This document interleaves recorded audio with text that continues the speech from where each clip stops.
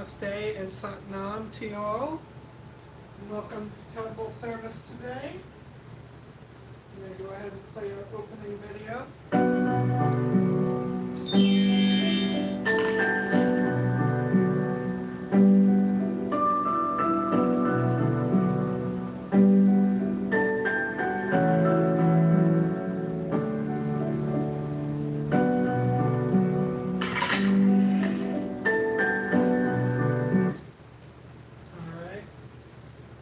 And just like it says here, everyone is welcome and loved here. Welcome, beautiful souls, to our first temple service together. My name is Quinn, and I'm honored to be holding space for you today. This is a sacred time to center ourselves, learn, breathe, and meditate together in truth, compassion, and peace. So let's begin by grounding into presence with the Sambujo chant.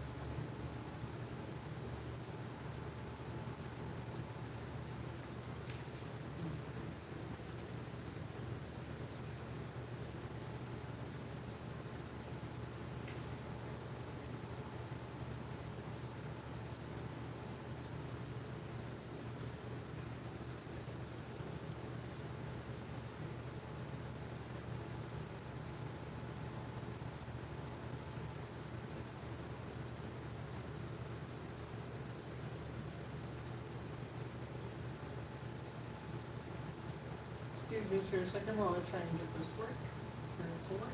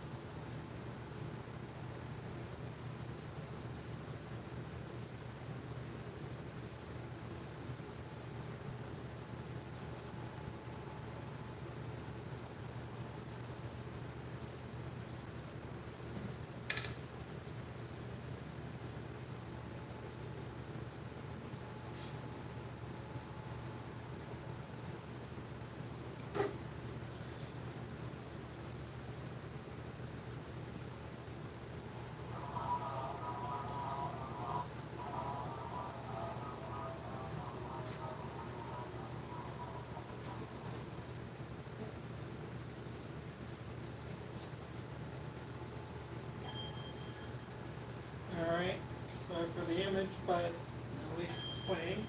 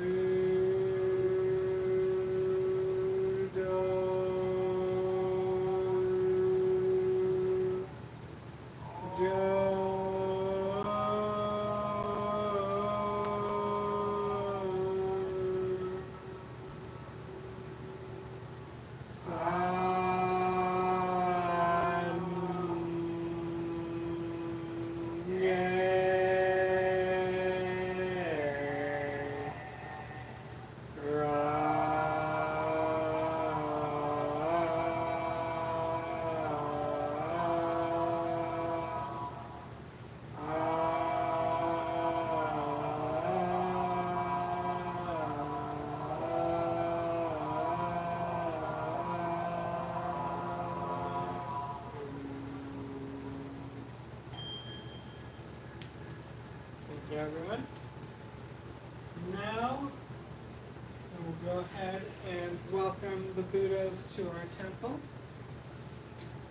We respectfully welcome Amida Buddha to our temple as we scatter flowers of joy. We respectfully welcome the Buddhas of all times and places to our temple as we scatter flowers of joy. All right. Next, we will read the 6 paramitas. All right. Giving. May I be generous and helpful. Guidance. May I be guided by the Buddhist precepts. Tolerance. May I regard the mistakes of others with sympathy. Perseverance. May I do my best in all things. Meditation. May I reflect deeply on my life through the Buddha's teachings. Insight. May I understand the meaning of Namu Amida Butsu. Alright, and lastly, let's go over the Bodhisattva vows. The many beings are numberless. I vow to save them. Greed, hatred, and ignorance rise endlessly. I vow to abandon them. Dharma gates are countless. I vow to wake to them. Buddha's way is unsurpassed. I vow to embody it fully. Alright.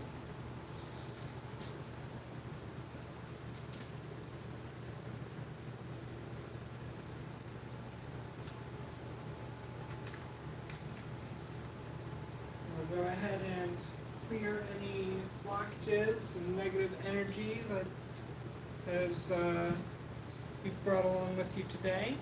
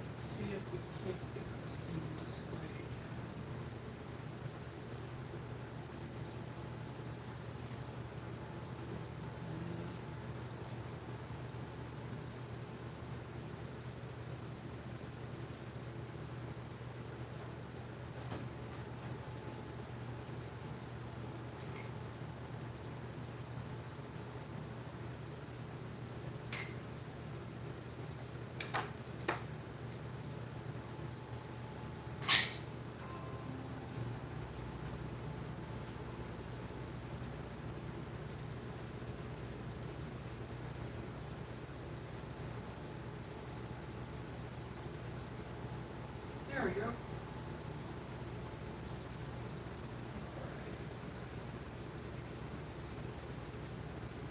just want to thank everybody for coming. This means a lot to me, and I'm doing what I'm very passionate about, which is helping and healing people and helping people be guided back to their own personal truth and finding joy and happiness in life now. So there are ways of thinking and just really simple kind of when you realize those, you can start to make little shifts and changes that really do affect your life on a grand level. And so being aware of those really can give you a real good shot at having some happiness and really finding your soul's path and purpose here in this lifetime. And that's my passion and my joy is to help people reach that.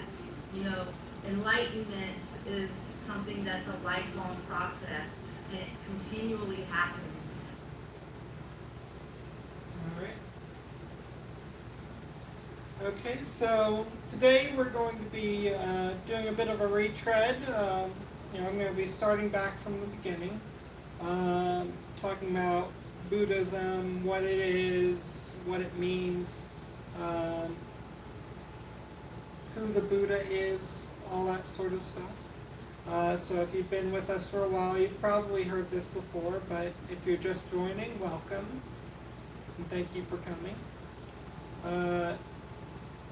The Buddha was not a god nor a deity. He was a man who sat under a tree and didn't move until he saw clearly. That tree is known as the Bodhi tree. And what he saw clearly was the nature of suffering and the way out of it. Let's begin with the story. Siddhartha Gautama was born into royalty in what is now Nepal over 2,500 years ago. His life was sheltered from pain, aging, and death. Basically, his father kept out like any trace of the suffering of the world. He didn't allow for his son to see these things because he had been told that his son would either become a great ruler or a great teacher, a great spiritual guide. And so he did everything in his power to ensure that his son would not have those sorts of leanings to become that great spiritual guide, because he wanted him to be a great ruler. However, one day, the Buddha finally managed to leave the palace. He managed to convince his father to allow him to leave with a servant, and and he saw what we all see eventually: sickness, aging, death. He also saw a wandering monk who was peaceful and radiant. Hello, welcome in. Hi, how are you? I'm doing well, and yourself? I'm good. All right, we're Lotus Flower Wellness Temple. We're having a service right now, so if you feel like joining, you may. Or if you just want to look around, feel free. All right, thank you. That moment sparked his awakening. He gave up his worldly life in search of truth. At first, he practiced extreme self-denial and finally sat under a tree in deep meditation. There he became the awakened one, the Buddha. He didn't claim to be special. He said, "I am awake," and the invitation to awaken is for all of us. So what is Buddhism? Buddhism is not a religion in the Western sense. It doesn't require you to believe in a god or follow any sort of dogma. It is a path of practice, a way of understanding the mind, facing suffering, and walking in compassion and wisdom. At its core are the Four Noble Truths, which are that life involves suffering, or dukkha. I've heard that, like, more than suffering, dukkha means something along the lines of dissatisfaction. You know, it's just a feeling of not being content, discontentment even. Suffering has a cause, which is attachment, craving, and ignorance. There is a way out of suffering, and that way is the Eightfold Path, which includes right view, right intention, right speech, right livelihood, and right effort.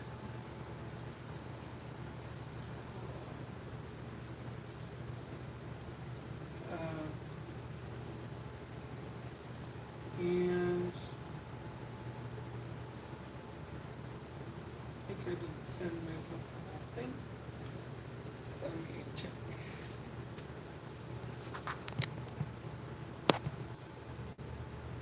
All right. All right. Next up, I'm going to go ahead and go into a meditation chant to help us focus in meditation. Namaste. So I want to share something with you that can help you during meditations, breath work, mindfulness, just to still your mind, quiet yourself, and allow more access to hear your higher self. Yogena tutasha bodhenu vatra. Travashadikena yopakuraddim rabadam bodhidam patanjaliyam. Alright. And next we can go ahead and do the body scan meditation. We'll start with the infinity breath. Now for those who aren't familiar with the infinity breath, we start with the bottom loop, and it forms an 8. So bottom loop, we breathe out all of our stale energy. And then we hold it for a second in our center. And then for the top loop, we breathe in all that bright creator light around us. And then we hold it again. And then we begin to circulate. We just continue that pattern, circulating through the body. Now, as you do that, you can go ahead and shut your eyes a little bit, maybe all the way, maybe part way. And, as we do that, we just feel our feet touching the ground, making contact. Feel the energy slowly making its way up through us, up through our root chakra, gradually moving up, on through our solar plexus, up to our heart, to our throat chakra, finally making its way up to our third eye and out through our crown. As it moves through us, just feel that energy move through you as you breathe in and out in that infinity breath, and breathe at your own pace. You don't have to follow anyone else, just whatever feels natural to you. Alright. And you can come back now.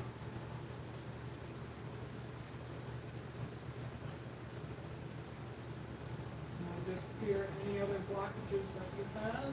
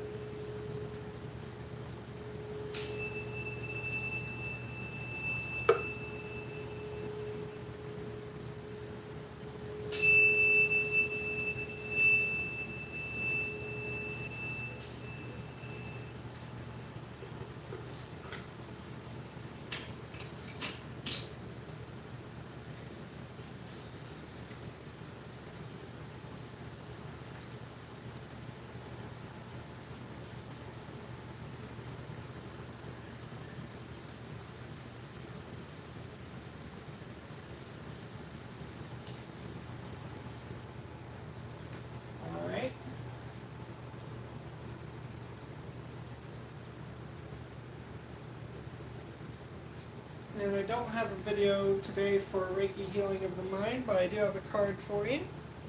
And that is a climate of understanding. If we could generate a climate of understanding, perhaps people wouldn't feel they had to stick so rigidly to their own ideas, but would instead recognize that other people's ideas had value too. So some sensible compromises could be reached. And here's the card if you want to read it. It's just something that we can focus on for the week and just keep in mind.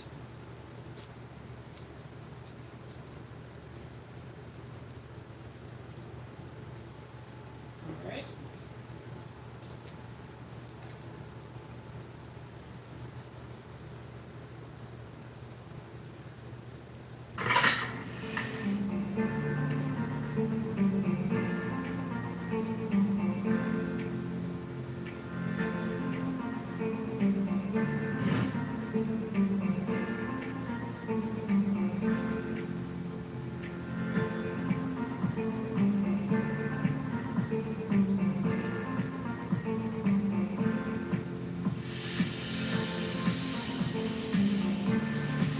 Alright,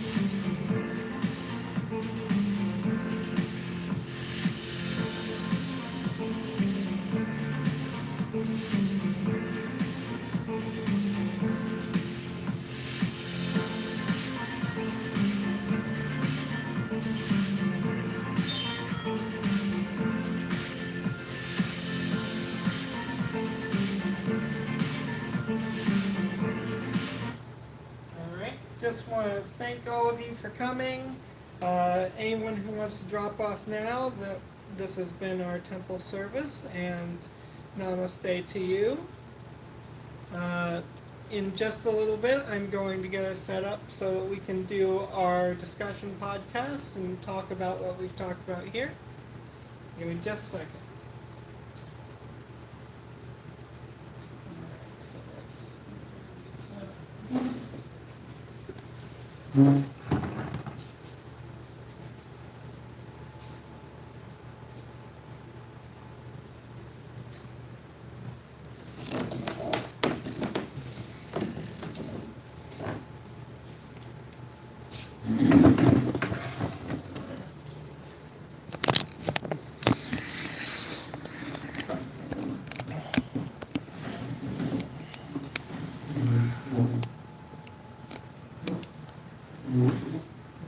We're gonna have to project a bit today because I don't actually have I forgot to grab the cord that goes into this, so like we'll just have to talk to the phone.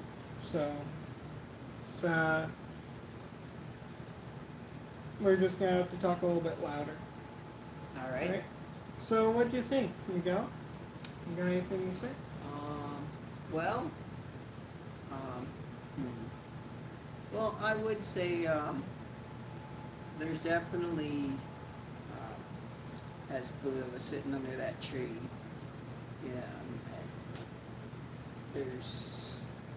there's enlightenment and contemplation. Sometimes you really just have to just sit there and think, and think, think, and meditation. Right. And I mean, we all have different interpretations of what meditation really is. I mean, some religions and some beliefs might take meditation as more ritualistic, but I mean, in the core of it, he just sat there under a tree and just thought, just deeply questioned his life and thought to himself, I'm suffering, what is any of these riches and, my position of authority, what does it really matter in the grand scheme of things? Yeah, and like Buddha, he really wanted to find a way to end suffering, and ultimately not just for himself, but for other people as well. And he found that the cause lied in a lot of our own expectations, in our our comparing situations and events to other memories that we have of such things, or just what we've been told about them. The reason why you might consider a day to be the worst or the best is often because you're comparing. It's compared to another day. You're not taking the day as it is. You're not really experiencing the day for itself. You're experiencing it for what it isn't. And that creates a lot of just negative associations and a less satisfying feeling. Right. Yeah. When we forget what we did in the past, it causes us suffering. When we worry about what could happen in the future, causes us suffering. You know, when we tie our happiness to material objects or things that you know are fleeting, it's going to cause us suffering. Right. Like when we tie ourselves to certain outcomes, even, you know, if this happens, you know, or if this doesn't happen, right? Like, you know, it's going to be the worst thing. We are so sometimes caught up in just like things have to be a certain way that when they aren't that way, we cause ourselves more pain and more trouble than we need to. Yeah, we always have this expectation of what is going to make us happy, and when that doesn't happen, it just causes us frustration, and you know, and so and sometimes, well, really a lot of times, you know, it's not so much what happens, but how we deal with the situation. You know, I could be just as happy having no money versus being a millionaire.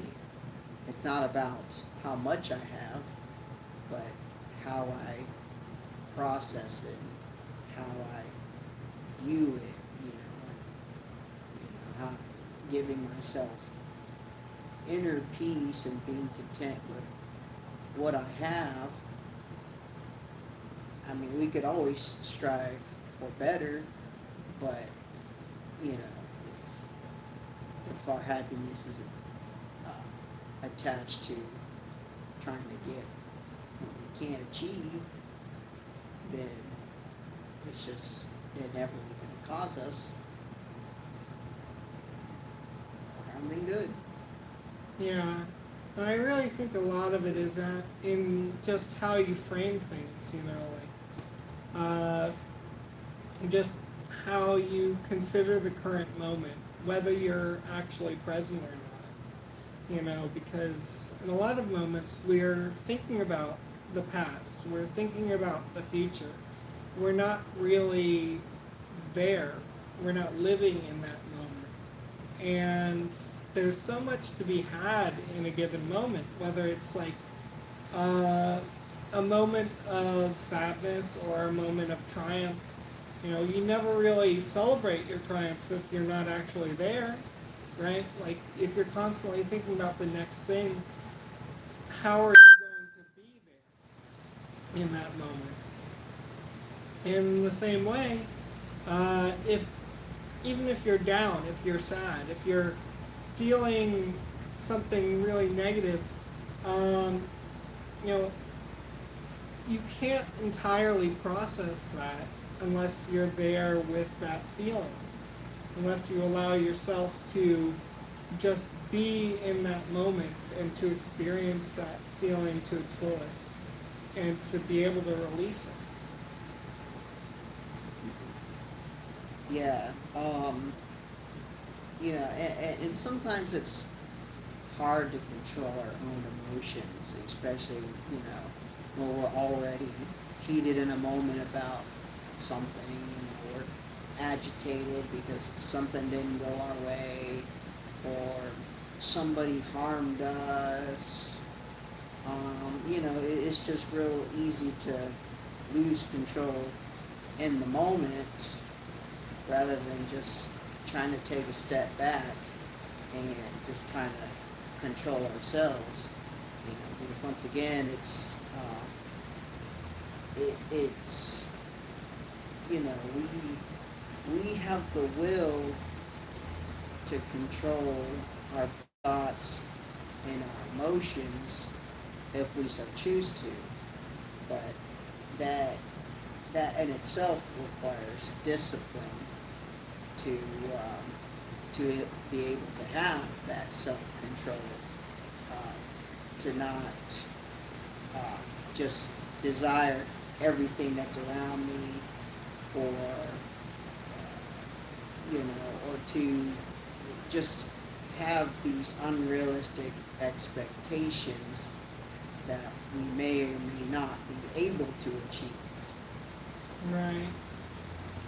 Like, I also feel like there's a lot of cases where, you know, if something's not going our way, it can feel worse to just be comparing that to something else, right?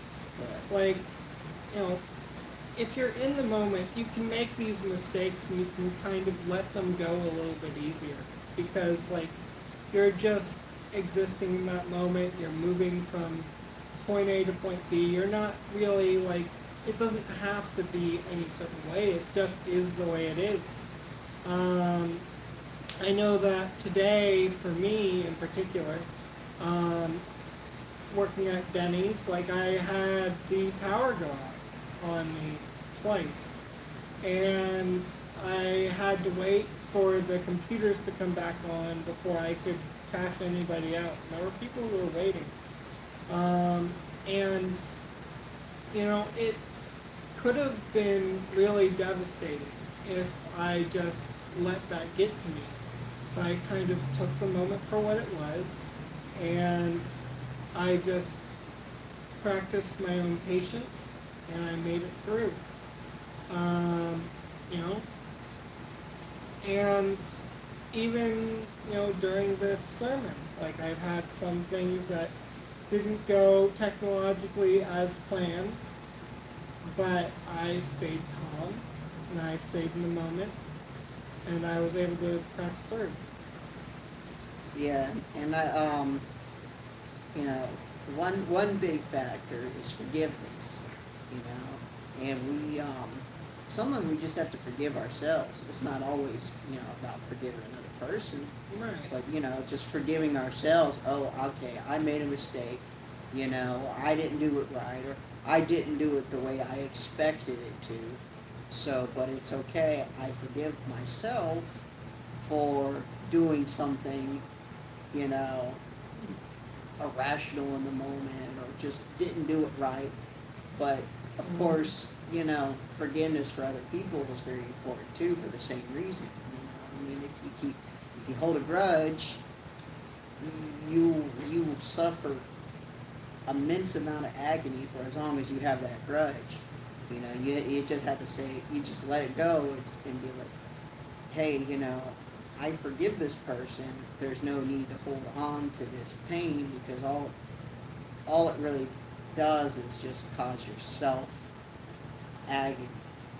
You know, it's like there's an old saying I once heard about holding a grudge on somebody is like drinking poison and hoping it harms the other person. Right. You know, I mean, it doesn't make any sense, because it's not, you know, you're not hurting the person that you're angry with, you know, I mean, unless you physically lash out, but obviously that's not good, but either way, you know, it's going to cause animosity between you and the other person, and, you know, just cause, I mean, if, at the minimum, it's just going to cause you suffering, because you, for whatever reason, you know, just can't find it in yourself to just let it go. Right. Whether it's within your own mistake or the mistake of somebody else. Yeah. So, All right. And, you know, do you think we have anything else to say on this? I don't know. I mean, I think we had a pretty good conversation. Okay. All right. Well, namaste to you all. Thank you for joining us. And I hope you guys have a wonderful week. We'll see you again next week.